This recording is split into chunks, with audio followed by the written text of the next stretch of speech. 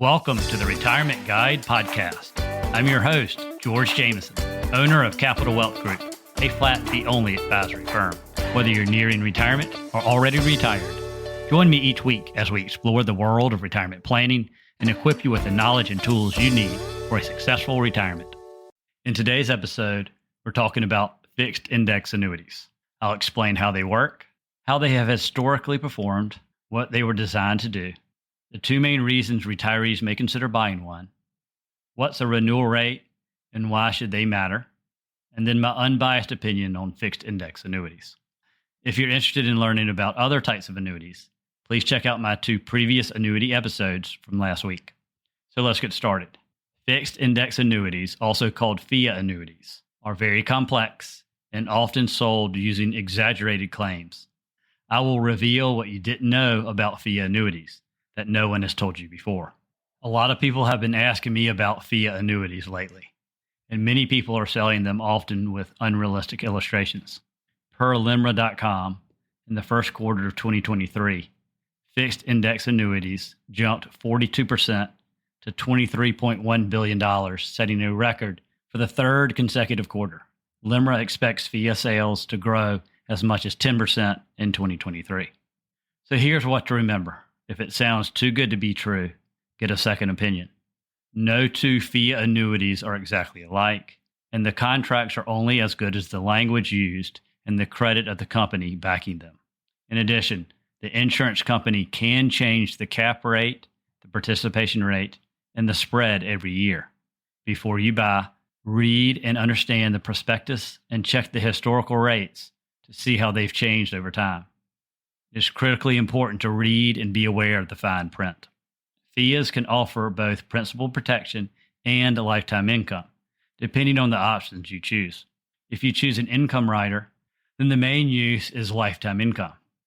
If no rider is chosen, a FIA annuity is used to protect the principal and hopefully earn interest a little better than fixed MYGA annuities, CDs, and government bonds over the long term. Here are the basics you need to know about FIA annuities. They were introduced in 1995 to compete with CDs and bonds. And over the long term, they have produced CD and bond-like returns, not stock market-like returns, as some sales pitches may claim. You may wonder why they have had CD and bond-like returns. Well, that's just how they were designed to perform. FIAs are insurance products, not stock market products or securities. They are not too good to be true, and they're not a one-size-fits-all solution for retirement. They do not offer market upside with no downside. However, that is often how they are pitched. How can a retiree use a FIA annuity? Like I mentioned earlier, it depends on the options chosen. They can be used for principal protection or lifetime income. If an annuity income rider is chosen, then the main use is lifetime income. Without a rider, it can be used to protect the principal and potentially earn a little more interest than CDs, fixed MYGA annuities, and government bonds. The key word is potentially. Over time, they may earn interest a little better than fixed income. How do FIA annuities work? They are complex, so bear with me. The return is mainly based on a call option on an index like the S&P 500. The call option is generally a one-year option and expires at the anniversary date. Note, there are a lot of other indexes used, but I personally would stick with the well-known indexes like the S&P 500. The option is a bet on where the price will go in the future. The insurance company pays a fee, also known as a premium, to buy the call option. If at the expiration date or anniversary date, the asset's price is above the strike price, the insurance company gets the difference between the original price and the price at expiration, minus the premium. As a result, the insurance company gives you a limited portion of those gains, and that return is locked in. The good news is that the market crashes, the fixed index annuity doesn't lose. However, FIA annuities have limits, often major ones, in the form of cap rates, participation rates, and spreads. So how is the return calculated? An index annuity return is linked to the performance of an index, like the S&P 500, but with limited upside. If the index has a gain, your index annuity will also increase. But here's the thing, the insurance companies put some rules in place to limit how much your annuity can increase. What do they use to limit the returns, you may ask? First, dividends are excluded. For example, If the S&P 500 has a total return of 7% one year, but 2% of those returns are from dividends, your annuity only goes up 5%, assuming no other features or fees. Second, only a portion of the index is included. FIA annuities use one or more features that restrict your returns. The three main features are, first, cap rates. The cap rate is a max rate of return that your FIA annuity can earn. For example, if your cap is 4% and the index return is 12%, your annuity will only go up by 4%. Second is called participation rates. The participation rate determines the percentage of gain your fixed annuity will get. For example, if the participation rate is 70% and the index return is 10%, your annuity will only go up by 7%. And then third, it's called spreads. Spread is another name for a fee. This fee subtracts a set percentage from any gain in the index. In the case of an annuity with a spread of 3%, if the index return is calculated to be 8%, then your annuity would only go up 5% because 8 minus 3 is 5. Some FIA annuities combine these features. For example, if an annuity uses both a participation rate of 70% and a spread of 3, and the S&P 500 returns 10%, your annuity would get 4% because 10 times 70 is 7%, and then 7 minus 3 is 4%.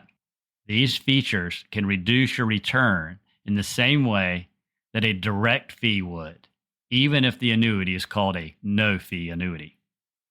So every policy for a fixed index annuity is different, but the main thing is they limit how much your money can grow. If someone tells you that you'll get all the benefits of the S&P 500, they're not being honest.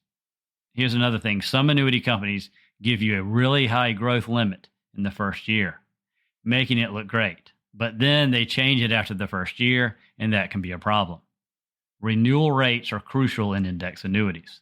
Let me explain with an example. Imagine you bought a 7-year surrender charge fixed index annuity. In the first year, they might give you a good return if the markets do well, but after that, it's not so great. The problem is you're essentially buying a 1-year guarantee on how much your money can grow. And for the other 6 years, you're at the mercy of the annuity company. They decide what limits they'll put on your money each year, and you can't do anything about it. That's why checking the renewal rate history of the annuity company is essential. Don't buy an index annuity based on the optimistic promises some agents might make. Those never come true. Index annuities are more like CDs and bonds, with maybe slightly better returns, but don't expect stock market-like gains. Before you sign up for any index annuity, take a good look at how the annuity company has changed their renewal rates in the past. This will give you a better idea of what to expect in the future. When researching fixed index annuities, it was tough to find unbiased opinions. 2 reasons. First, all FIA annuities are different. And second, the information mainly came from annuity salespeople or investment managers with their own interests. As a flat fee financial planner, I don't take commissions, so I can stay unbiased as possible. Some insurance companies now offer no commission FIA annuities, but most still are sold with commissions. The commission range for all the different 7-year surrender FIA annuities I looked up were anywhere between 4% to 7.5%, while the fee-based equivalent would be around 0.57% to a little over 1%. I checked out a bunch of 7-year fixed index annuities, and the cap rate linked to the S&P 500 ranged from 3% to 12%. Now let's imagine the S&P 500 went up by 10% without considering dividends. If your cap rate is 5%, you get credited with 5%. But that's assuming you have a 100% participation rate, no spreads, and no riders, which are usually around 1% fee. Now let's look at a different scenario. If you have a cap rate of 10%, but a participation rate of 70%, and a 1% spread, and a rider with a 1% fee, and the S&P 500 index goes up 10%, your interest credit would be around 5%. This is just looking at the point-to-point aspect. There's also something called averages, but we won't dive into that right now. The most crucial part to remember isn't the cap rate you get in the first year. It's more about what happens in the following years, like year 2, 3, 4, and so on. This is where we get into the renewal rates part of an index annuity. The best thing you can do is look at the renewal rate history, which will at least give you an idea of how the rates and features changed over time. So let's sum it all up. Retirees can use FIA annuities in different ways, depending on the options you choose. They can offer principal protection and lifetime income. If you pick a lifetime income rider, it's mainly used for lifetime income. Without a rider, it's usually used to protect the principal and hopefully earn slightly more interest than CDs, fixed annuities, and government bonds over a long period of time. FIA annuities are like replacement for bonds that can give you lifetime income, but they will not give you the stock market-like returns like some may say. The returns of FIA annuities are based on an index like the S&P 500, but they're limited because dividends are not included. And there are also features like cap rates, participation rates, and spreads that restrict their potential returns, though they do offer principal protection.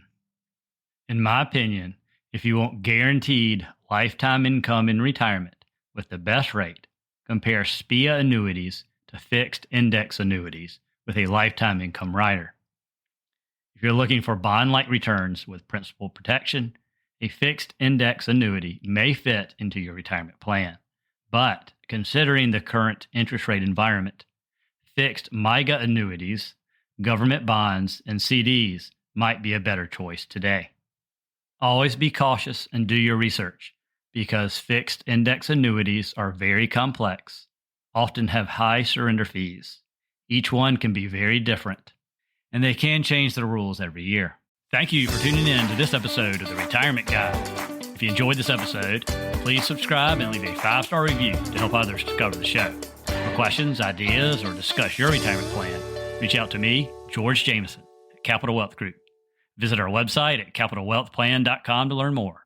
Thank you for listening. Stay tuned for more insightful retirement planning in future episodes.